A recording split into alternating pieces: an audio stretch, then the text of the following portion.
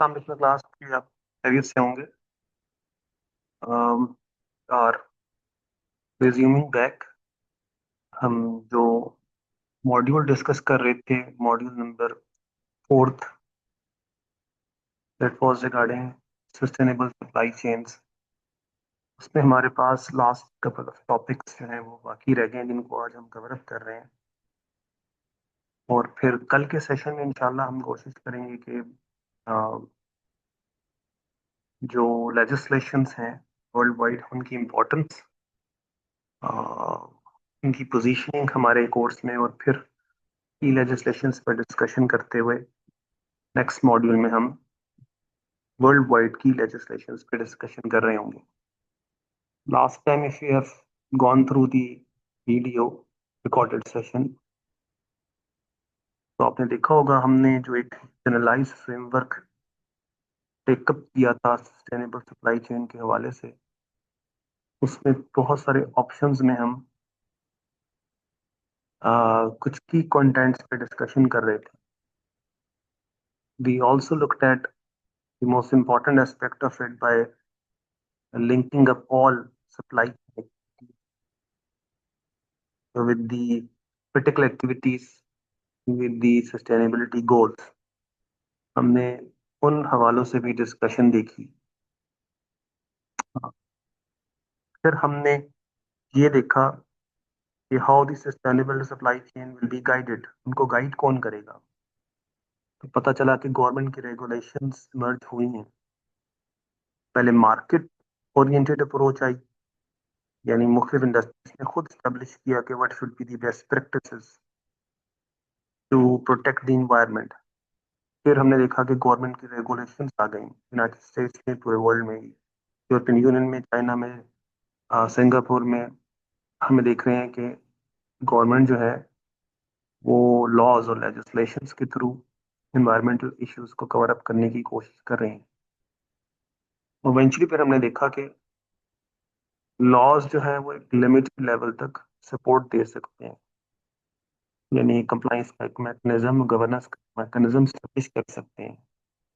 There is a profound need for volunteer standards. ऐसे standards companies खुद से initiate करें और कोशिश करें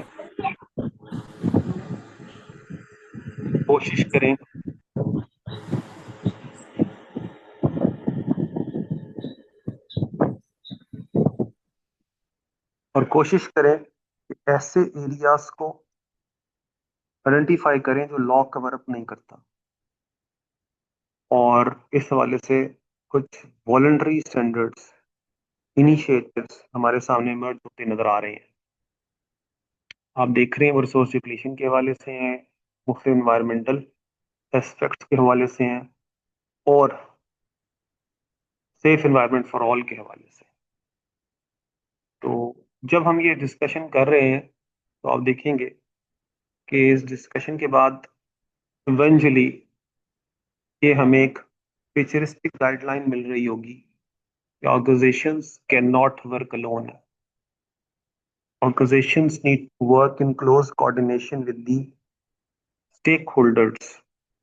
That's why उस फ्रेमवर्क के अंदर भी जो हमारे पास मौजूद है, अगला की टॉपिक जो है वो है मैनेजिंग की स्टेक होल्डर्स, यानी जो स्टेक होल्डर्स हैं उनकी मैनेजमेंट के हवाले से गाइडलाइंस दी हुई हैं।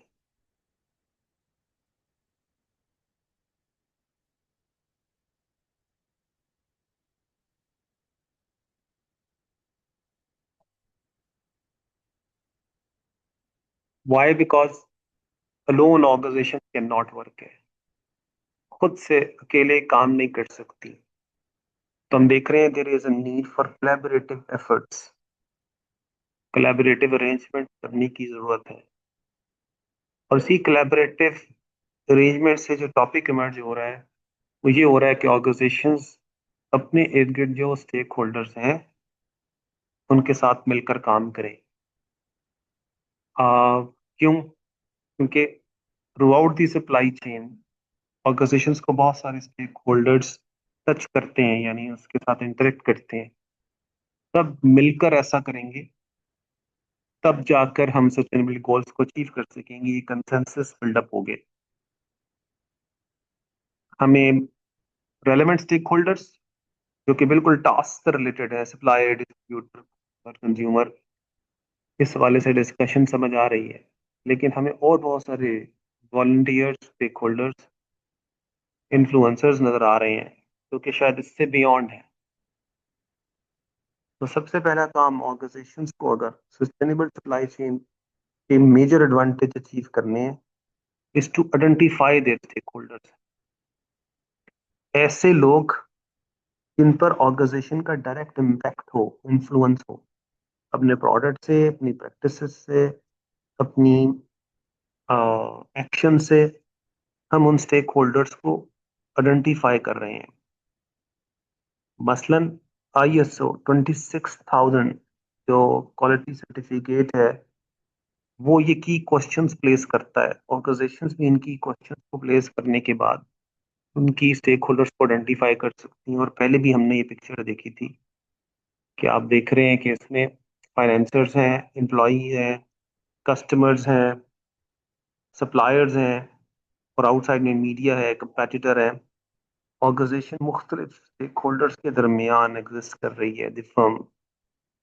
और फ्रीडमैन ने अपने वक्त में प्रमोट किया था कि ऑर्गेनाइजेशन फ्यूचर में अगर अपने स्टेक होल्डर्स को इग्नोर करेंगी तो उन पर बहुत ज़्यादा प्रेशर होगा। इन्हीं स्टेक होल्डर की ऊपर जो एक्शंस हैं, नेगेटिव या पॉजिटिव, उनको आई में रख के ऑर्गेनाइजेशन बेटर परफॉर्म कर सकती हैं। इसी थ्योरेटिकल फिलॉसफी की बेस पे सस्टेनेबिलिटी की मूवमेंट इमर्ज होती नजर आ रही है। सस्टेनेबिलिटी भी ये कहती है कि हमें अपने स्टेक होल्डर्स को समझना चाहिए, सिर्फ स्टॉक होल्डर पे फोकस नहीं करना। ये बात आपने पहले भी डिस्कशन में सिर्फ मॉड्यूल्स में की है, स्टेक होल्डर रिलेशनशिप थ्योरी को लेकर। अच्छा, क्या स्टेक होल्डर्स जिनको हम 70s और 80s में देखते थे आज भी वही हैं स्टेक होल्डर्स, स्टॉक होल्डर्स के अलावा, शेयर होल्डर्स के अलावा? तो जवाब है कि अब वैसे नहीं है। आप देख रहे हैं even environmental elements like ecosystem, trees, उनको भी स्टेक होल्डर्स कहा जा रहा है, प्लांट्स। अच्छा, non profit organisations like NGOs, they also be treated as stakeholders, उनको स्टेक होल्डर्स कहा जा रहा है। सो ये अब एक ब्रॉड पर्सपेक्टिव ला रहा है कि हमें स्टेक होल्डर्स को इंगेज करना है, मैनेज करना है, पहले उनको आइडेंटिफाई करना है और उनके इन्फ्लुएंसेस को समझना है। ना, जब भी स्टेक होल्डर्स को आप इम्पोर्टेंस देंगे, उनके इन्फ्लुएंसेस को जज करने की कोशिश करेंगे, तो स्टेक होल्डर्स की तरफ से जो फीडबैक इंफॉर्मेशन आ रही होगी उसको आप इंगेज कर रहे होंगे, उसको फेस कर रहे होंगे, या उनके फीडबैक को ओवरव्यू कर रहे होंगे, देख रहे होंगे। तो उसने बड़ा अच्छा किया, उसने कहा कभी वो पॉजिटिव आ रहा होगा और कभी वो नेगेटिव आ रहा होगा। तो देखिए, वो कह रहा है कि आपकी गलत प्रैक्टिसेस को इंडिकेट कर रहा होगा स्टेक होल्डर। नाइजीरिया के अंदर शेल के ऊपर ह्यूमन कराया है, लोगों ने, कम्युनिटी ने बताया है कि Shell in Nigeria is doing some wrong things, है डिस्क्लोज किया, ये फीडबैक आया है। अच्छा, वो negative image of the firm को प्रोटेक्ट, प्रमोट कर रहे होंगे कंज्यूमर ग्रुप्स, एक्टिविस्ट्स, और आपके प्रोडक्ट्स को बाइकआउट भी कर रहे होंगे, जैसे कि पूरी दुनिया में, बिकॉज ऑफ एसोसिएशन और बिकॉज ऑफ प्रैक्टिसेस। इसकी वजह से ऑर्गेनाइजेशंस अपनी कंपनी की प्रैक्टिसेस चेंज कर रही होंगी। जैसे कभी ना कभी इम्प्लॉइज ये ह्यूमन कराया करते हैं कि उनका वर्किंग एनवायरनमेंट अनसेफ है, अनहेल्दी है, और इतना ज्यादा प्रोटेस्ट करते हैं कि कंपनी को वर्किंग कंडीशंस को चेंज करना। आप देख रहे हैं कि स्टेक होल्डर्स के फीडबैक से कंपनीज के अंदर माइनर से लेकर मेजर चेंजेस आ सकती हैं। और company in severe cases need to stop their operations. यानी जब इतना ही कराया कर रहे हैं स्टेक होल्डर, तो एक जो ऑपरेशंस हैं उनको स्टॉप भी किया जा सकता है। That's why sustainable supply chain में जरूरी है कि हम stakeholder relationship management approach को जरूर अडॉप्ट करें। पहले से स्टेब्लिश्ड है, हमने पढ़ा है, हमने उसको सीखा है, और अब उसको सस्टेनेबल सप्लाई चेन में भी अप्लाई कर रहे हैं। It was a general debate last time. हम स्टेक होल्डर रिलेशनशिप थ्योरी के हवाले से जो डिस्कशन कर रहे थे वो जनरल थी। यहाँ बहुत ही स्पेसिफिक बात हो रही है। We also relating stakeholder relationship theory with the supply chain, sustainable supply chain के साथ जोड़ रहे हैं। देख रहे हैं स्टेप वन में आइडेंटिफाई करने हैं हमारे की स्टेक होल्डर्स क्या है। फिर देखना है उनकी क्या फीडबैक है, क्या क्लेम है, उनकी क्या कंप्लेंट्स हैं। कीवर्ड भी अच्छा है कि वो क्या कंप्लेन कर रहे हैं। फिर देखना है कि क्या उनकी क्लेम्स और हमारी परफॉर्मेंस में गैप्स है। फिर हमने उनकी डिमांड्स को लिस्ट करना है और देखना है उनमें से इमीडिएट डिमांड कौन सी फुलफिल की कर सकते हैं, और उस हिसाब से अपने एक्शन या अपने रिस्पॉन्सेस को क्रिएट करना है और उस हिसाब से मैनेज करना है। इस तरह ऑर्गेनाइजेशन अपनी लॉ से बियॉन्ड होकर काम कर सकेंगी। जो गवर्नमेंट की रेगुलेशंस हैं वो तो है ही है, उनके साथ कंप्लाइंस करनी है, पर समझ और ज्यादा बेहतर होगा जब वो लॉ से बियॉन्ड होकर अपने स्टेक होल्डर के फीडबैक की बेस पे सस्टेनेबल सप्लाई चेन की एक्टिविटीज को कर रही होंगी। This will be called stakeholder engagement. और स्टेक होल्डर एंगेजमेंट और sustainability is part and parcel. हम अपनी सप्लाई चेन के अंदर भी इस एक्टिविटी को मैनेज कर सकते हैं। चलें, फाइनली इस मॉड्यूल के लास्ट पार्ट पे हम जा रहे हैं, और मेरा ज्यादा से ज्यादा फोकस इस पार्ट में प्रैक्टिकल डिस्कशंस के साथ साथ प्रैक्टिकल इंडिकेशन होंगी। कंपनीज जो कि देख समझती हैं कि सस्टेनेबल सप्लाई चेन सोर्स हो सकता है कंपैटिटिव एडवांटेज, किस तरह बढ़ाया जा सकता है। तो हम काफी अरसे से डिबेट देखकर आ रहे हैं कि ऑर्गेनाइजेशंस जो हैं वो इकोनॉमिक ग्रोथ को रिलेट करती हैं कंपैटिटिव एडवांटेज के साथ। बट अब ये डिबेट comprehensive हो गई है। It also include sustainability as a source of competitive advantage. हमने लास्ट टाइम भी इस हवाले से डिस्कशन की थी।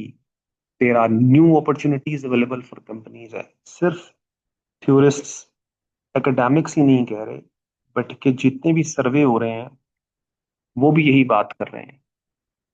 कंपनीज नेक्स्ट अपकमिंग ईयर्स में, अप टू 3 to 4 years में, ये देख रही हैं कि ऑर्गेनाइजेशंस जो हैं क्या सस्टेनेबिलिटी का source of competitive advantage use कर सकती हैं।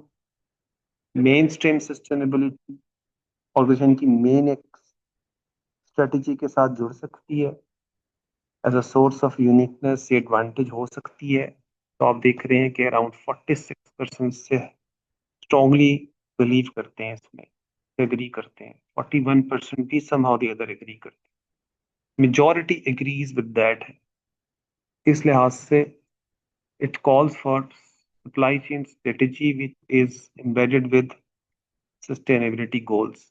हमने इस पे ऑलरेडी पहले भी बात की है।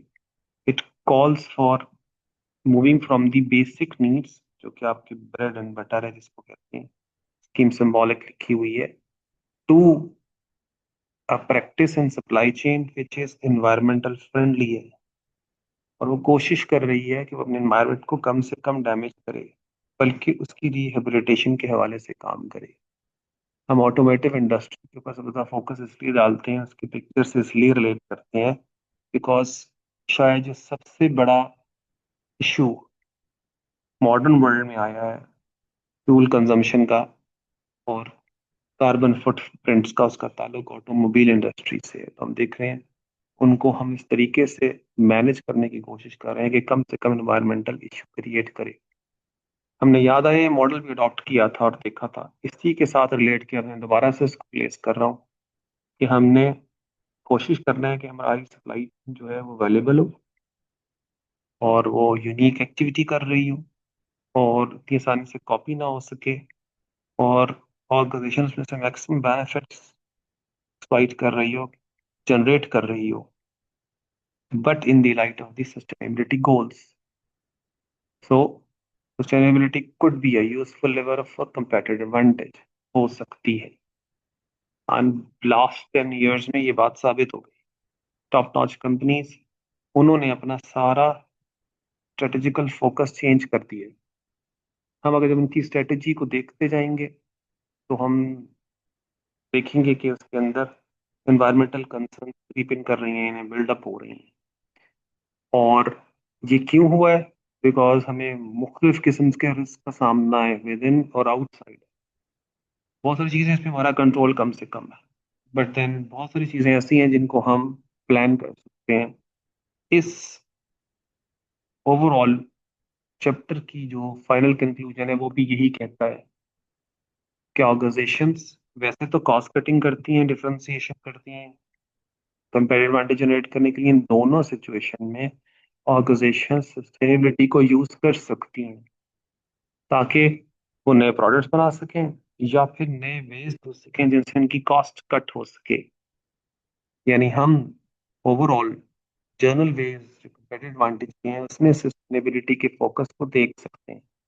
मैंने इसको हम अप कर दिया है। देखें, लास्ट ट्रेडिशनली हम कॉस्ट कटिंग कर रहे थे ऑपरेशनल एफिशिएंसी से, और अपनी प्रोडक्टिविटी को बढ़ाने की कोशिश कर रहे थे, न्यू मार्केट्स में जंप इन कर रहे थे। लेकिन अब हम एनवायरमेंटल फोकस से ऐसा कर रहे हैं। A company needs to relook at its strategy in the light of the sustainability।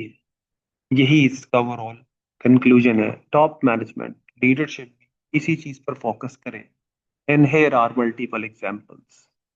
आप देख रहे हैं दुनिया की top notch companies in different industries, वो अपनी ओवरऑल थिंकिंग में, अपनी एक्शन में ये कर रही हैं। Caterpillar Cat, very famous company जो कि लॉजिस्टिक्स की कंपनी है, आपने देखा होगा शिपमेंट ऑफ गुड्स करती है। स्पेशली आपने उसको डेवलपमेंट साइट्स पर देखा होगा, they move the world rather, उनका एक सिंबल है। वो कह रहे हैं our vision is world in which all people have their basic requirements fulfilled है, such as shelter, clean water. फिर देख रहे हैं सैनिटरी एंड रिलायबल पावर। और आप देख रहे हैं कि उसमें सस्टेनेबिलिटी के वर्ड्स भी शामिल हैं। They want an environment which is sustainable है, लॉन्ग टर्म चल सके। स्ट्रेंजली अगर आज आपसे 10 साल पहले, 15 साल पहले कंपनीज के मिशन और विजन स्टेटमेंट को देखते थे तो वहां इस तरह के कोई वर्ड्स नहीं थे। वहाँ वर्ड्स थे प्रॉफिट मैक्सिमाइजेशन, ग्रोथ, इनोवेशन। वहाँ वर्ड्स थे क्वालिटी, कस्टमर सर्विस, इस तरह के वर्ड्स थे। यानी maximising profit, world leader in terms of innovation, uniqueness, इस तरह के वर्ड्स थे। प्योर इकोनॉमिक्स और जो प्योर बिजनेस के एस्पेक्ट्स हैं उनके ऊपर फोकस था। With the passage of time, there is a shift. For example, McDonald, very famous company in your neighborhood, where we envision a supply chain that profitability yields high quality, safe products without supply interruption will leveraging our leadership से वो कह रहा है position to create a net benefit by improving ethical, environmental and economic outcomes। यानी people, profit और planet तीनों का जिक्र आ रहा है इस स्ट्रेटजीज के अंदर। Very famous company Nokia, perhaps telecommunication leader है in Europe, hardcore Europe. World में भी काफी अक्सर रैंक नंबर 1 रही है, because of certain circumstances it was not able to sustain itself है। लेकिन आप देख रहे हैं their focus is to given their increase employ satisfaction, look after the environment in communities. यानी कम्युनिटी की बात आ रही है। Our aim is to ensure that environmental, ethical, health and safety issues, labor practices and things which are demanded by modern world, आप देख रहे हैं उस पर फोकस नजर आ रहा है। Very famous company like L'Oreal, L'Oreal basically beauty products बनाता है, कॉस्मेटिक्स के प्रोडक्ट्स बनाता है, वर्ल्ड लीडिंग कंपनी है। दिख रहा है, कह रहा है we are mindful our impacts on the environmental natural environment and we committed to respect the human rights हैं। वो कह रहा है we actively seek out and favor business partners who share our values and our ethical commitments। ना सिर्फ खुद को focus कर रहा है environmental issues के वाले से, बल्कि they are also concerned कि उनके जो suppliers हैं या उनके distributors हैं, they all are in line with their vision and their mission है. Looking at this, it is a clear indicator that sustainability holds opportunities for companies in terms of competitive advantage. It could be one of the ways a futurist company could manage their profitability, still be reputable, and be able to develop a brand image, eco-friendly, and be able to generate more profits as compared to many others. ना सिर्फ cost cutting के through भी बल्कि innovative और eco friendly innovative products के through भी ऐसा कर सकती है. I think that's it for today, and we have concluded the module fourth with this session. Once we coming back tomorrow, we starting the new session on legislation. The final term exams are expected from 11th of August, क्योंकि 10th is Monday है, तो 11th तक expected है. Next week हमारे पास अभी three lectures ये available हैं. हमने इन 5 to 6 लेक्चर्स में अपने सिलेबस को भी कवर अप करना है, और हमने अपनी प्रेजेंटेशन को फाइनलाइज करना है. Most likely the presentations will be on next Friday. आप फ्राइडे को टारगेट कर लें. फ्राइडे तक हम अपना तमाम चीजें कंक्लूड कर लेंगे. और Saturday and Sunday will be available for all types of revision and questions and review on the paper. मैं कोशिश करूंगा थर्सडे को पेपर पे डिस्कशन करके सेशन को कंक्लूड कर दूं. फ्राइडे को आप both presentations teams will launch their Zoom sessions and will do their presentation, record the sessions and will share in the group. फिर हम इस पूरे सिलेबस को कंक्लूड कर देंगे. Most likely the paper will be on Monday 11th of August. I am open to any question query regarding this module. आपको सवाल करना चाहें तो आप इस मॉड्यूल के हवाले से क्वेश्चन कर सकते हैं. I kept my pace slow है, आप देख रहे हैं स्लो एंड स्टेडी चल रहे हैं.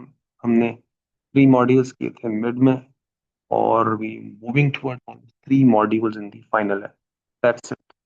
टोटल 6 मॉड्यूल्स का सिलेबस कर रहे हैं हम, और फिर 2 प्रेजेंटेशंस ले रहे हैं. This will conclude the whole show है.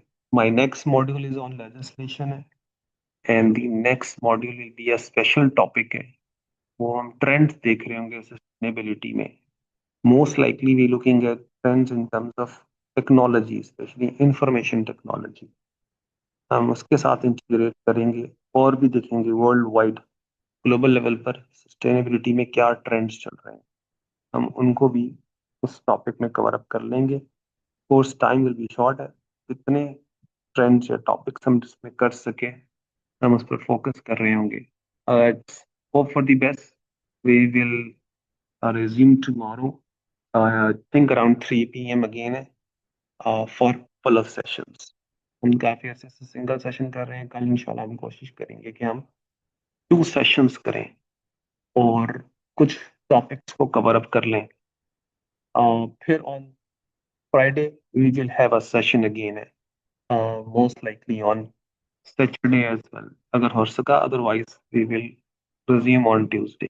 See you inshallah in tomorrow's class.